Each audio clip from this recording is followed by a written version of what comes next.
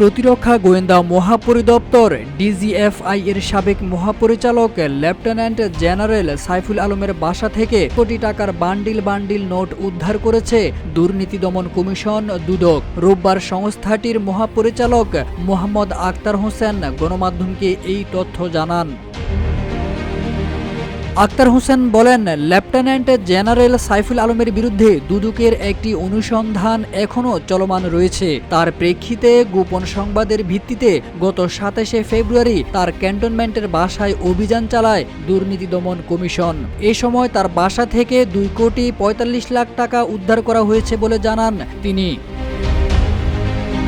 এর আগে গত বছরের ১০ সেপ্টেম্বর প্রতিরক্ষা মন্ত্রণালয় থেকে ইস্যু করা এক প্রজ্ঞাপনে মোহাম্মদ সাইফুল আলমকে বাধ্যতামূলক অবসরে পাঠানো হয় জানিয়ে দুদক মহাপরিচালক বলেছেন, দেশে ছাত্র জনতার অভ্যুত্থানের পর সাইফুল আলমকে পররাষ্ট্র মন্ত্রণালয়ে ন্যস্ত করা হয়েছিল। এর আগে তিনি ন্যাশনাল ডিফেন্স কলেজের কমান্ড্যান্ট ছিলেন। এছাড়া সাইফুল আলম সেনাবাহিনীর quarter master general, directorate general of forces intelligence DGFI এর মহাপরিচালক এবং ১১ পদাতিক ডিভিশনের জিওসি হিসেবে দায়িত্ব পালন করেন।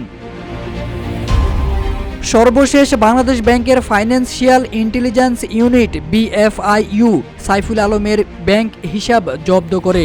একই সঙ্গে তার স্ত্রী ও সন্তানদের নামে থাকা অ্যাকাউন্ট এবং তাদের মালিকানাধীন ব্যবসার ব্যাংক অ্যাকাউন্টও স্থগিত করা হয়েছে।